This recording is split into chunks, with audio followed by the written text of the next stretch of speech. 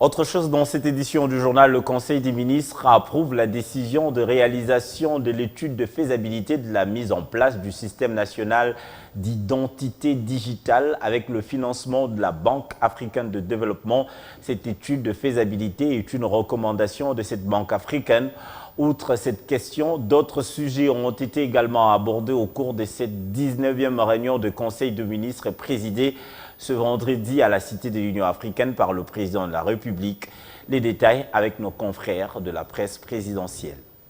Plusieurs points sont retenus au cours de cette 19e réunion du Conseil des ministres présidée par le chef de l'État Félix-Antoine Tshisekedi Tshilombo en présence du Premier ministre vendredi 31 janvier 2020 à la Cité de l'Union africaine à Kinshasa.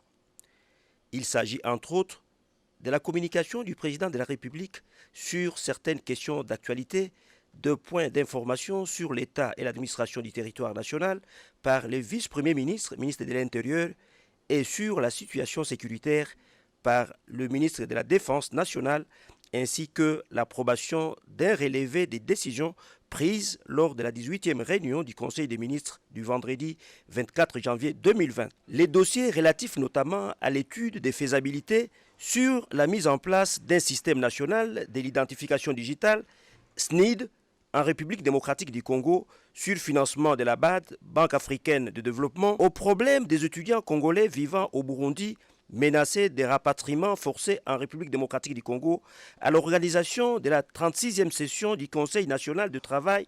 et à la situation de l'immeuble Les Royales à Kinshasa, ont été également débattus. Autre question évoquée, le projet de réhabilitation et de modernisation de la centrale hydroélectrique Inga 2, l'organisation d'un séminaire de renforcement de capacité des experts congolais du Centre national de télédétection CNT, du ministère de Mines et du Conseil de sécurité CNS, ainsi que les plaidoyers sur les besoins et priorités humanitaires de la RDC à la réunion des États membres des Nations Unies prévue à Genève en Suisse du 2 au 3 mars prochain. Le développement de tous ces points à l'ordre du jour de la 19e réunion du Conseil des ministres sera fait par les ministres de la Communication et Médias, porte-parole du gouvernement David Jolino Makelele.